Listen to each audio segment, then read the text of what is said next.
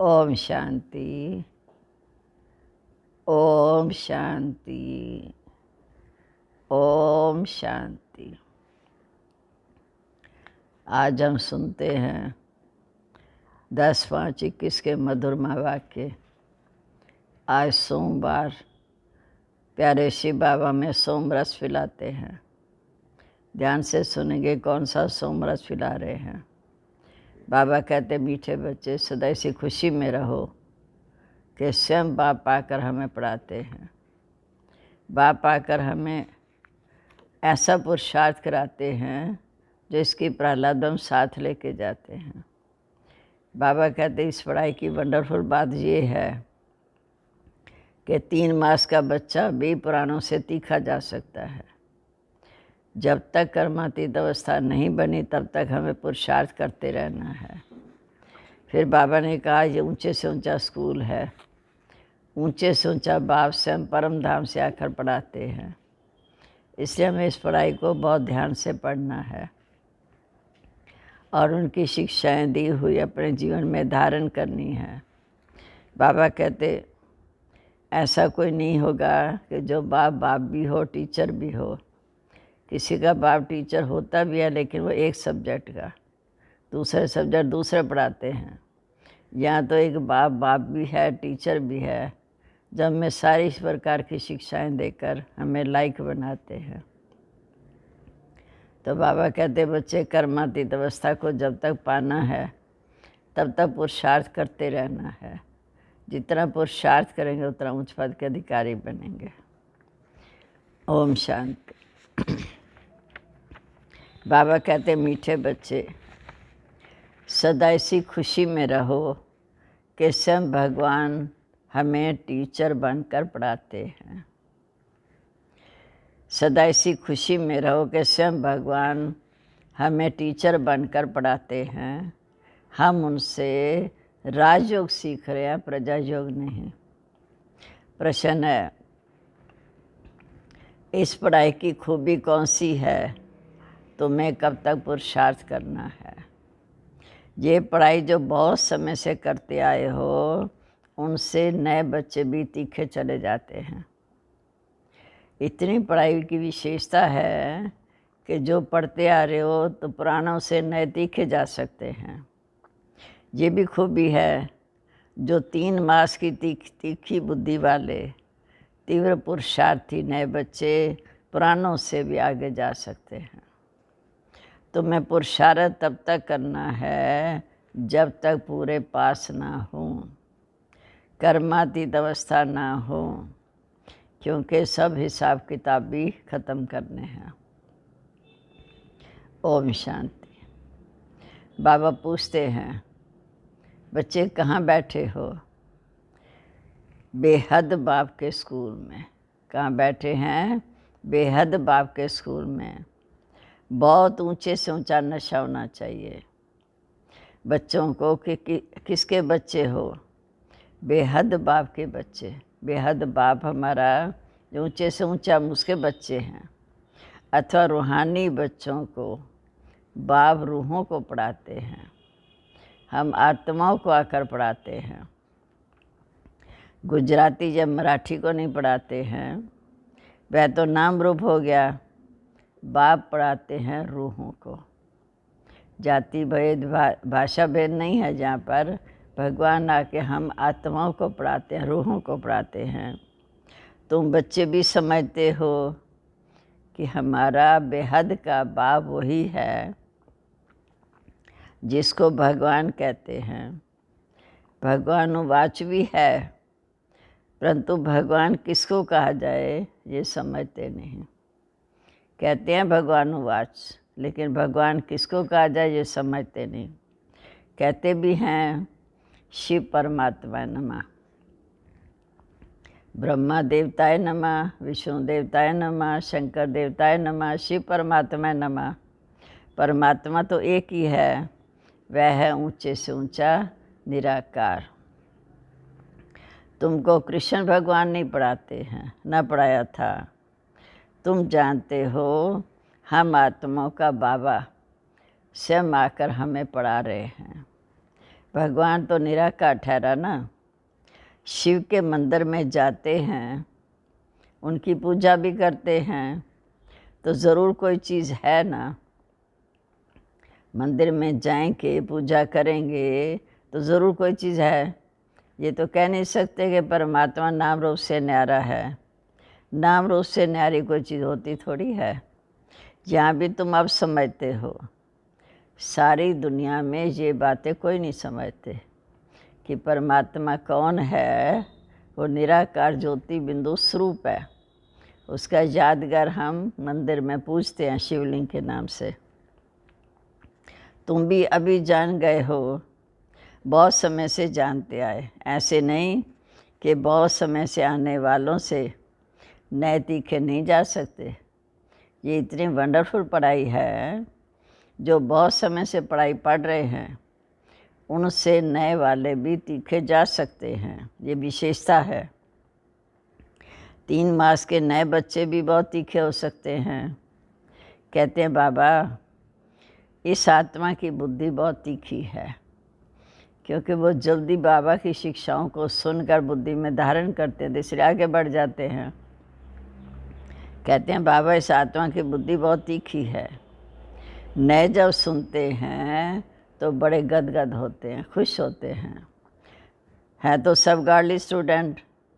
निराकार बाप ज्ञान का सागर स्वयं आकर पढ़ा रहे हैं।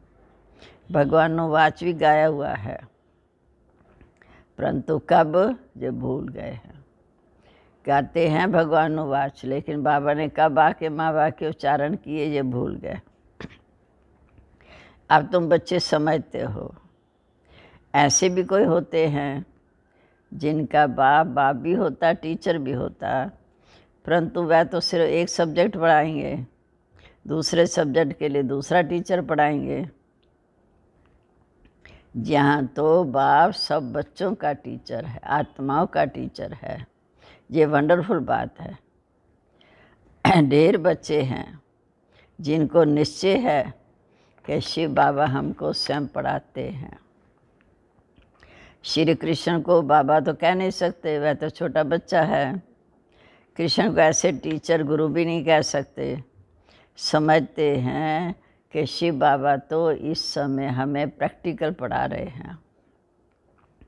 तुम भिन्न भिन्न प्रकार के स्टूडेंट बैठे हो, बाबा टीचर बन पढ़ाते हैं। जब तक तुम पास हो जाओ, कर्मातीत अवस्था को पा लो, तब तक पुरुषार्थ करते रहना है। जब तक तुम पास हो जाओ, कर्मातीत अवस्था को पा लो, तब तक पुरुषार्थ करते रहना है। क्योंकि कर्मों के हिसाब किताब से भी तो छूटना है ना। तुम्हें अंदर में बड़ी खुशी होनी चाहिए कि बाबा हमें पढ़ाकर लायक बनाकर ऐसी दुनिया में ले जाते हैं जहाँ कोई ऐसे स्कूल होते ही नहीं, जहाँ बच्चे बैठे हैं और समझें परमधाम निवासी बाबा आकर हमें पढ़ाएगा। ऐसा कोई स्कूल है जहाँ ये समझें कि बाबा परमधाम से आकर हमें पढ़ाएगा। अब तुम जहाँ बैठते हो, समझते हो कि बेहद का बाबा हमको पढ़ाने के लिए आते हैं। बच्चों को अंदर बहुत खुशी होनी चाहिए। बाबा हमको इस समय पढ़ा भी रहे हैं, राजयोग भी सिखा रहे हैं। ये राजयोग है, प्रजा योग नहीं। इस याद से ही विकर्म विनाश होंगे। बच्चों को बहुत खुशी का पारा चढ़ा रहना चाहिए। कितना बड़ा इम्तिहान है और तुम बैठे कितने साधारण हो। कितना बड़ा इम्तिहान पास करने के लिए बैठे हो और बैठे कितने साधारण हो। जैसे मुसलमान लोग बच्चों को दरी पर बैठ पढ़ाते हैं, तुम इस निश्चय से जाते हो। अब बाप के सन्मुख बैठे हो।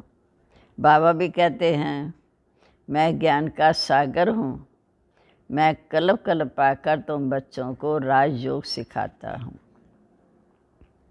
मैं ज्ञान का सागर हूँ, कल्प कल्प आकर तुम बच्चों को राजयोग सिखाता हूँ। कृष्ण के 84 जन्म कहो या ब्रह्मा के 84 जन्म कहो, बात एक है। क्योंकि फर्स्ट जन्म श्री कृष्ण, लास्ट जन्म ब्रह्मा, तो बात एक है। ब्रह्मा ही सो श्री कृष्ण बनते हैं।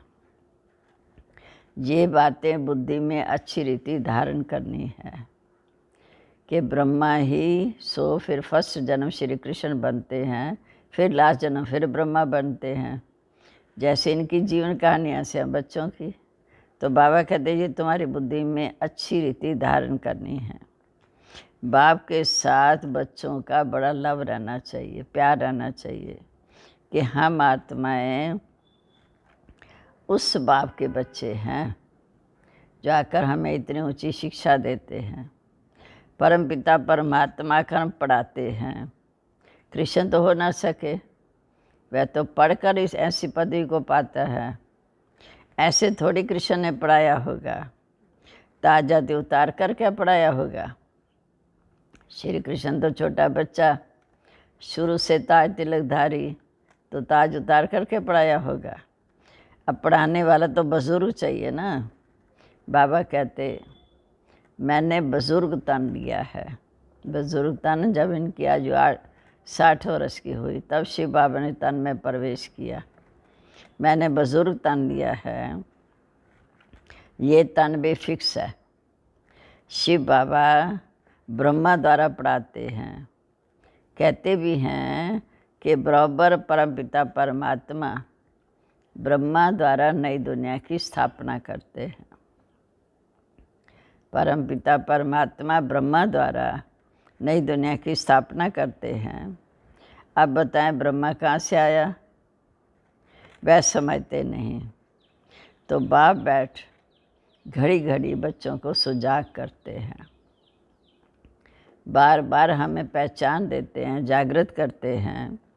क्योंकि माया फिर सुला देती है, फिर माया के चंबे फंस जाते हैं, फिर बाबा आते हैं जगाते हैं।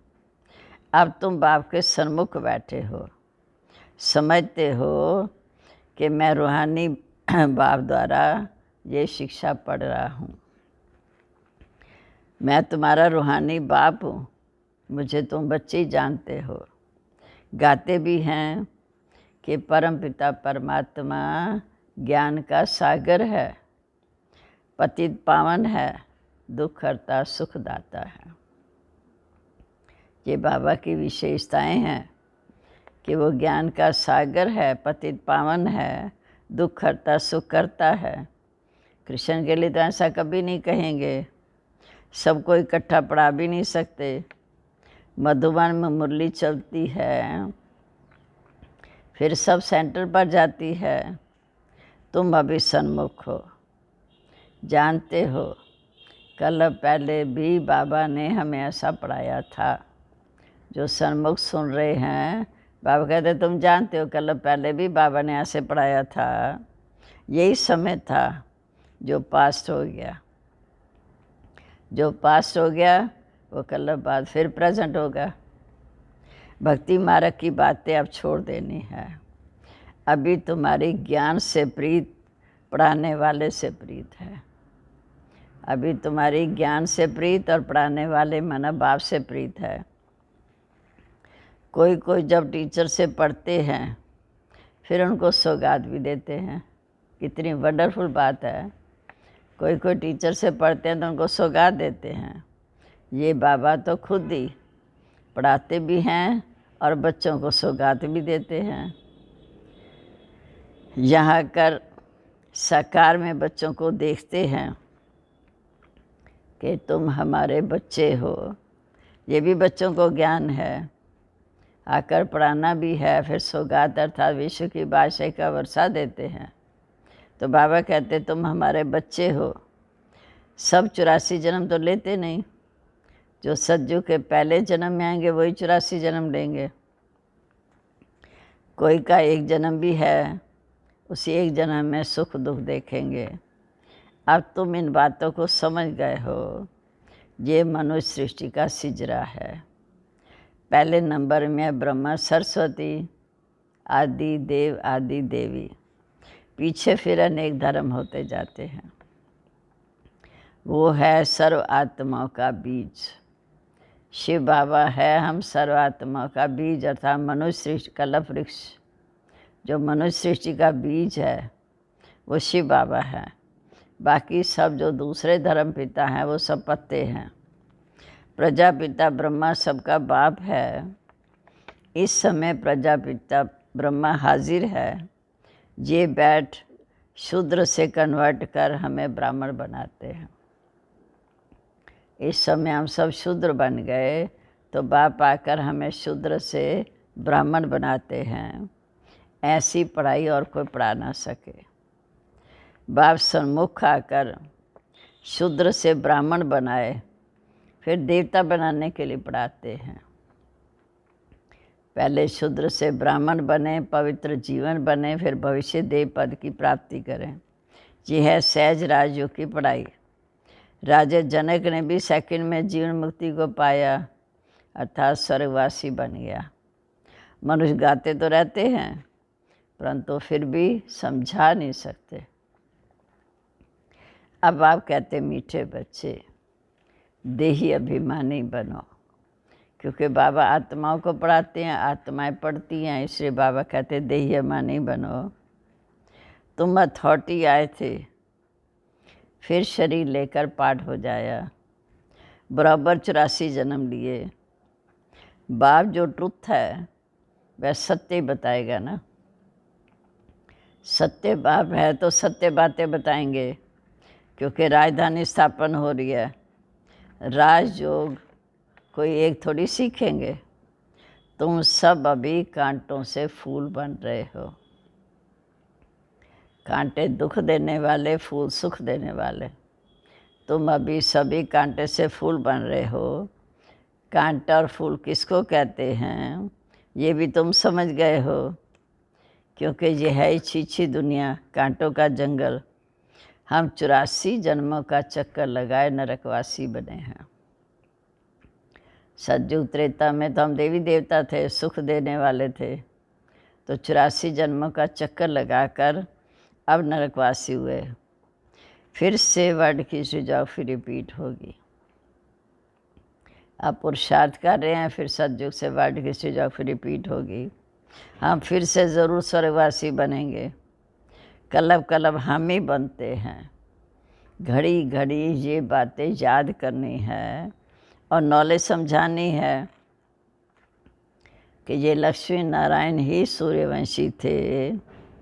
क्राइस्ट आया, उससे पहले बहुत थोड़े थे। राजधानी नहीं थी। माना जिस धर्म पिता आया, क्राइस्ट आया, तो उससे पहले थोड़े थे उस धर्म के। राजधानी नहीं थी। अब बाप आकर सतयुगी राजधानी की स्थापना करते हैं। स्थापना होती है संगम पर। अब तुम्हारी बुद्धि में है कि ये है सच्चा सच्चा कुंभ का मेला। कुंभ का मेला था जहाँ आत्मा और परमात्मा का मिलन होता है। आत्माएं अनेक हैं, परमात्मा एक है। परमात्मा बाप इस समय बच्चों के पास आते हैं पावन बनाने के लिए। इसको ही संगम युग का या कुंभ का मेला कहा जाता है। अब तुमको ज्ञान का तीसरा नेत्र मिला, अर्थात बुद्धि का नेत्र खुला, ज्ञान का तीसरा नेत्र मिला। तो बाप आकर इस समय स्वर्गवासी बनाते हैं। फिर नरक, पुरानी दुनिया का ज़रूर विनाश भी होना चाहिए ना, क्योंकि सुख की दुनिया तो तब आएगी जब पुरानी दुख की दुनिया का विनाश होगा। कलब कलब विनाश होता ही है। नई सो पुरानी, पुरानी सो नई होती, ये तो ज़रूर होगा। नई को स्वर्ग, पुरानी को नरक। नई को स्वर्ग अर्थात सुख शांति संपत्ति सब कुछ प्राप्त है। पुरानी अर्थात दुख शांति है। अब तो कितनी मनुष्यों की वृद्धि होती जाती है। अनाज खाने को नहीं मिलता। समझते हैं हाँ बहुत अनाज पैदा करेंगे, परंतु बच्चे कितने पैदा होते रहते हैं, अनाज कहाँ से आएगा। अब तुम बच्चों को ये खातरी है कि सारी पुरानी दुनिया ख़त्म होनी है। मनुष्यों को ये ज्ञान अच्छा भी लगता है, परंतु कईयों की बुद्धि में कुछ बातें बैठती नहीं हैं। ज्ञान अच्छा लगता है, परंतु ये बातें बुद्धि में बैठती नहीं। तुम्हारी बुद्धि में है कि नरक के बाद स्वर्ग आएगा ज़रूर। सतयुग के देवी देवता होकर गए हैं। ये लक्ष्मी नारायण भारत के मालिक थे। चित्र है, सतयुग में है आदि सनातन देवी देवता धर्म। अभी अपने आप को देखो कि हम देवता धर्म के कहलाने योग्य बने हैं, क्योंकि देवी देवता जिनमें सब प्रकार के सुख शांति सुविधाएं हों, कि हम सतयुगी देवी देवता कहलाने लायक बने हैं, परंतु ना जानने के कारण देवता के बदले अपने को हिंदू कह देते हैं। बच्चे अच्छी रीति जानते हैं कि अब हम फिर से वही देवी देवता बन रहे थे, हम ही थे फिर बन रहे हैं। बाबा हमको पढ़ा रहे हैं इन आर्गन्स के द्वारा। बाबा कहते नहीं तो मैं तुमको पढ़ाऊँ कैसे। निराकार ज्योति बिंदु बाबा कहते मैं ब्रह्मा द्वारा तुम्हें पढ़ा रहा हूँ, नहीं तो मैं कैसे पढ़ाऊँ। बाप आत्माओं को पढ़ाते हैं, क्योंकि आत्मा में ही खाद पड़ती है। अभी तुमको सच्चा सोना बनना है। सतयुग में होते हैं सच्चे सोने, अभी तुम्हें सच्चा सोना बनना है। फिर गोल्डन एज से सिल्वर एज में आए तो चांदी की खाद पड़ने से तुम चंद्रवंशी बन जाते हो। अभी बनेंगे हम सूर्यवंशी, सच्चा सोना। 8 जन्म बिताएंगे, फिर त्रेता में आएंगे तो चांदी की खाद पड़ने से फिर चंद्रवंशी आ जाते। सतयुग में गोल्डन एज में थे, वो फिर नीचे उतरते, फिर धीरे धीरे वृद्धि होती जाती। अब तुम्हारी बुद्धि में है कि हम golden silver copper iron age में 84 का चक्कर लगाकर आए हैं। सतयुग में गोल्डन, त्रेता में सतयुग में गोल्डन, त्रेता में सिल्वर, द्वापर में कॉपर, कलयुग में आयरन। 84 का चक्कर लगा कर आए हैं। अनेक बार ये पाठ बजाया, इस पाठ से कोई छूट नहीं सकता, क्योंकि आत्मा कभी पाठ से छूट नहीं सकती। जो कहते हैं हमको मोक्ष चाहिए, लेकिन वास्तव में तुम्हें तंग कभी नहीं होना चाहिए, क्योंकि तुमने 84 का चक्कर लगाया। मनुष्य तो समझते हैं आना और जाना ये तो होता ही रहता है, इनसे हम क्यों ना छूट जाएं। परंतु बाबा कहते छूट कोई सकता नहीं।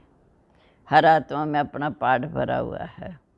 गुरु लोग भी कहते हैं कि तुम मोक्ष को पाएंगे, ब्रह्म को याद करेंगे तो ब्रह्म में लीन हो जाएंगे। अनेक मत मतांतर भारत में हैं और कोई खंड में इतने नहीं हैं। ढेर की ढेर मत है, एक की मत ना मिले दूसरे से। रिद्धि सिद्धि भी बहुत सीखते हैं, कोई केसर निकालते कोई क्या। इसी में मनुष्य बहुत खुश हो जाते हैं, रिद्धि सिद्धि को देखकर बहुत खुश हो जाते हैं। ये तो स्पिरिचुअल नॉलेज है, ये तो सत्य बाप आकर हमें रूहानी ज्ञान देते हैं। तुम जानते हो स्पिरिचुअल फादर है हम आत्माओं का बाप। स्पिरिचुअल फादर हम आत्माओं का बाप, वो आकर हमें स्पिरिचुअल नॉलेज देते हैं। रूहानी बाबा रूहों से बात करते हैं, सत्यनारायण की कथा जाकर सुनाते हैं, वामरनाथ की कथा सुनाते हैं, जिससे अमर लोक के मालिक बन जाते हैं। नर से नारायण बनते हैं, फिर कौड़ी मिसर बन जाते। अभी बाप आकर इस पढ़ाई से हमें नर से नारायण बनाते हैं, फिर 84 जन्मों के बाद फिर कौड़ी मिसर बन जाते। अभी तुमको हीरे जैसा अनमोल जन्म मिला है। संगम पर बनते हम हीरे तुल्य, सतयुग में होंगे सोने तुल्य। तो बाबा कहते अभी तुम्हें हीरे जैसा अनमोल जन्म मिला है, फिर कौड़ी के पिछाड़ी क्यों रहते हो? ये दुनिया बाकी कितने वर्ष चलेगी? कितने लड़ाई झगड़े आदि होते रहते, ये सब खत्म हो जाएंगे। मौत सामने खड़ा है, फिर इतने लाख करोड़ कौन बैठ खाएगा? क्यों नहीं इसे सफल करना चाहिए? जो हमारे पास है उसे क्यों ना दूसरों को सेवा करने में सफल करना चाहिए। ये रूहानी कॉलेज खोलने से मनुष्य ever healthy, ever wealthy, ever happy बनते हैं। बाबा कहते घर घर में रूहानी यूनिवर्सिटी का हॉस्पिटल खोलो, जिससे मनुष्य आकर ever healthy, ever wealthy, ever happy बन जाते। सो भी ये कंबाइंड है, हॉस्पिटल भी है, यूनिवर्सिटी भी है। निरोगी काया भी बनती है और ऊंची से ऊंची पढ़ाई से हम उच्च पद के अधिकारी भी बनते हैं। हेल्थ, वेल्थ, हैप्पीनेस तो है ही, बराबर योग से आयु मिलती है। कितने तुम एवर हेल्दी बन जाते हो।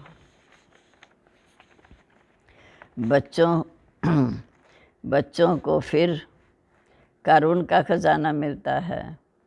अल्लाह वाले दिन का नाटक दिखाते हैं ना, तुम जानते हो अल्लाह जो आदि सनातन देवी देवता धर्म स्थापन करते हैं, उसमें बहुत सुख है। जो इस समय बाबा हमारे लिए आदि सनातन देवी देवता धर्म की स्थापना करे, इसमें बहुत सुख है। इसका नाम यह स्वर्ग। वास्तव में तुम शांति धाम के रहवासी थे, फिर तुम पहले सुख धाम में आए, फिर 84 जन्म लेते लेते नीचे गिरते आए। कलब कलब हम तुम बच्चों को ऐसे बैठ समझाते हैं कि मीठे बच्चे, तुम अपने जन्म को नहीं जानते हो, मैं तुमको बताता हूँ।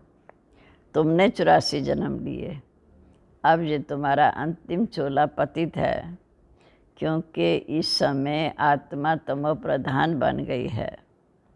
बाबा राइट बताते हैं, बाबा कभी रॉन्ग बातें नहीं करेंगे, क्योंकि वो है सदा ट्रुथ। सतयुग है वाइसरस वर्ड, राइट इस दुनिया। सत्य बाप है, सत्य बातें बताते हैं, क्योंकि सतयुग है वाइसरस वर्ड, राइट इस दुनिया। फिर रावण आकर द्वापर युग से अनराइटिस बनाते हैं। ये है झूठ खंड, गाते भी हैं, गाते भी हैं। झूठी माया, झूठी काया, झूठा सब संसार। अब कौन सा संसार? ये सारा पुराना संसार झूठा है। सतयुग में सच्चा संसार था। दुनिया एक है, दो दुनिया नहीं। नई दुनिया ही फिर पुरानी होती। नए मकान, पुराने मकान में फ़र्क तो होता है ना। नया बनकर तैयार होता तो समझते हैं कि अब जाकर नए में बैठेंगे। वहाँ भी बच्चों के लिए नया मकान बनाते हैं। बहुत बच्चे होते जाएंगे। तुम बच्चों को तो बहुत खुशी होनी चाहिए। बाप कहते, मुझ ज्ञान सागर के बच्चे इस समय सब काम चिता पर बैठ एकदम जल गए हो। अब फिर मैं आया हूँ तुम्हें एकदम ज्ञान चिता पर बिठाते हैं। ज्ञान चिता पर बिठाए तुम्हें स्वर्ग का मालिक बनाते हैं। काम चिता पर बैठने से तुम बिल्कुल काले बन गए हो। इसलिए कृष्ण को श्याम सुंदर नाम दिया। फर्स्ट जन्म सुंदर श्री कृष्ण, लास्ट जन्म श्याम। परंतु अर्थ कोई समझ नहीं सकते। अब देखो तुम क्या से क्या बन जाते हो। बाप आए हैं, कौड़ी से हीरे मिसल बनाते हैं, फिर इतना अपने ऊपर अटेंशन देना चाहिए। बाप आए हैं हमें कौड़ी से हीरे तुल्य बनाने, तो बाबा कहते हैं अपने ऊपर पूरा अटेंशन देना चाहिए। बाप को याद करना चाहिए, क्योंकि याद से ही तुम स्वर्ग के मालिक बनेंगे। अच्छा, मीठे मीठे सिकलदे बच्चों प्रीत, माता पिता बाप दादा का याद प्यार। Good morning. रूहानी बाप की रूहानी बच्चों को नमस्ते। रूहानी बच्चों की रूहानी बाप दादा को नमस्ते। नमस्ते बाबा, गुड मॉर्निंग। सदा रहो हंसते हंसते। शुक्रिया बाबा, शुक्रिया। आकर हमारी तीसरी आँख खोल हमें सारे विश्व के आत्मदन का ज्ञान दे सुजाग किया। अब धारणा के लिए मुख्य सार। पहली पॉइंट है, इस हीरे तुल्य अनमोल जीवन को कौड़ियों के पीछे नहीं गंवाना है। इस हीरे तुल्य अनमोल जीवन को कौड़ियों के पीछे नहीं गंवाना है, क्योंकि मौत सामने खड़ा है। इसलिए अपना सब कुछ रूहानी सेवा में सफल करना है। दूसरा, पढ़ाई और पढ़ाने वाले से सच्ची प्रीत रखनी है। पढ़ाई और पढ़ाने वाले से, शिव बाबा से सच्ची प्रीत रखनी है। भगवान हमको पढ़ाने आते हैं, सदा इसी खुशी में रहना है। अब आज का वरदान। अधिकारीपन की स्मृति द्वारा सर्व शक्तियों का अनुभव करने वाले प्राप्ति स्वरूप भव। अधिकारीपन की स्मृति द्वारा सर्व शक्तियों का अनुभव करने वाले प्राप्ति स्वरूप भव। यदि बुद्धि का संबंध सदा एक बाप से लगा हुआ रहे तो सर्व शक्तियों का वर्षा अधिकार के रूप में प्राप्त होता है। जो अधिकारी समझकर हर कर्म करते हैं, उन्हें कहने या संकल्प में मांगने की आवश्यकता नहीं रहती। जो अधिकारी समझकर हर कर्म करते हैं, उन्हें कहने या संकल्प में मांगने की आवश्यकता नहीं रहती। यह अधिकारीपन की समृद्धि ही सर्व शक्तियों की प्राप्ति का अनुभव कराती है। तो नशा रहे कि सर्व शक्तियाँ हमारा जन्मसिद्ध अधिकार है।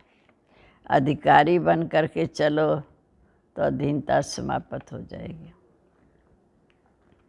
स्लोगन है, स्वयं के साथ साथ प्रकृति को भी पावन बनाना है तो संपूर्ण लगाव मुक्त बनो।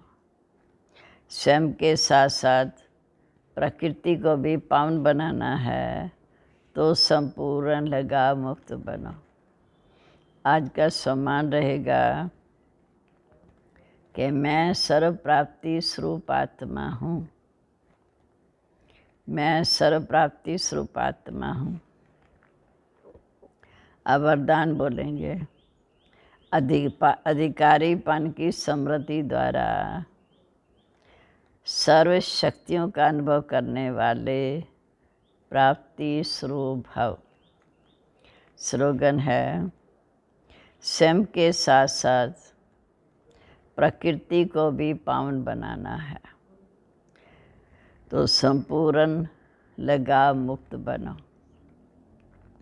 समान है, मैं सर्व प्राप्ति स्वरूप आत्मा हूँ। मुरली का सार है, बाबा कहते मीठे बच्चे सदा इसी खुशी में रहो कि स्वयं भगवान हमें टीचर बनकर पढ़ाते हैं। हम उनसे राजयोग सीखते हैं, प्रजा योग नहीं। प्रश्न है, इस पढ़ाई की खूबी कौन सी है? तुम्हें कब तक पुरुषार्थ करना है? ये पढ़ाई जो बहुत समय से करते आ रहे हैं, उनसे नए बच्चे तीखे चले जाते हैं। ये इस पढ़ाई की खूबी है। जो 3 मास की तीखी बुद्धि वाले तीव्र पुरुषार्थी बच्चे, नए बच्चे पुरानों से भी आगे जा सकते हैं। तुम्हें पुरुषार्थ तब तक करना है जब तक पूरे पास ना हो, कर्मातीत अवस्था हो, हिसाब किताबों से छूट जाए। ओम शांति। अभी हम प्यारे बाबा को याद करेंगे और जो बाबा ने शिक्षाएं दी हैं उनको बुद्धि में धारण करने का पुरुषार्थ करेंगे। ओम शांति।